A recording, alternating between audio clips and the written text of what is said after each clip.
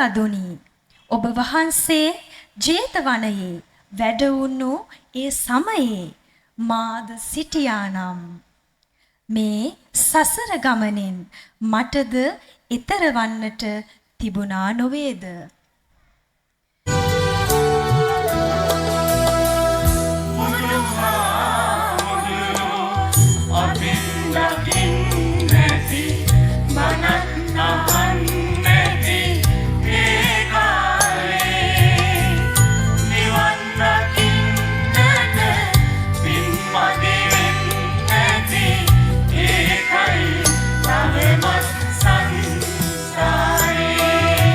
රජයේ 6 වන විධායක ජනාධිපති ලෙස කටයුතු කළ විශ්‍රාමික ජනාධිපති ගරු මෛත්‍රීපාල සිරිසේන මැතිතුමනි ඔබතුමන්ට ඒ වගේම පොළොන්නරුව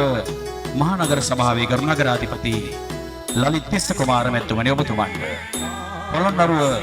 ශික්ෂණ රෝහලේ ගරු අධ්‍යක්ෂතුමාන් විශේෂඥ වෛද්‍ය උපුල් කරුණාරත්න මැතිතුමනි ඔබතුමන්ට ඒ වගේම සංසාරේ පෙරදකින්න බලාපොරොත්තුවේ ඔරුවෙන් සංසාරේ පෙරදකින්න බලාපොරොත්තුවේ ඔරුවෙන් ගමන් වැනිය අංගී රස පුදුන් වටිනවා හදවෙත පුදුන් වටිනවා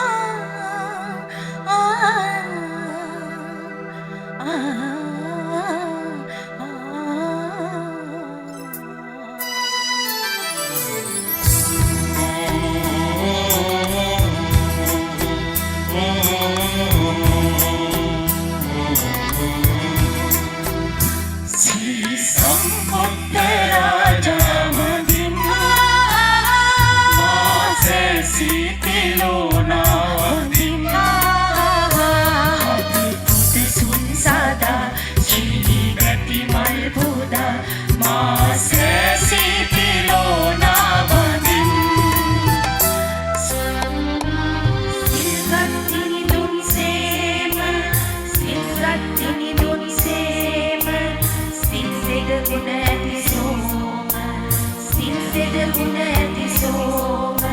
සිල්ගතුන් සිහිදුන් සේව සිල් දෙක සුණ ඇති සෝම සතහට පෑ මව්පේම කියාවක බුදු සමිනේ කියාවක බුදු සමිනේ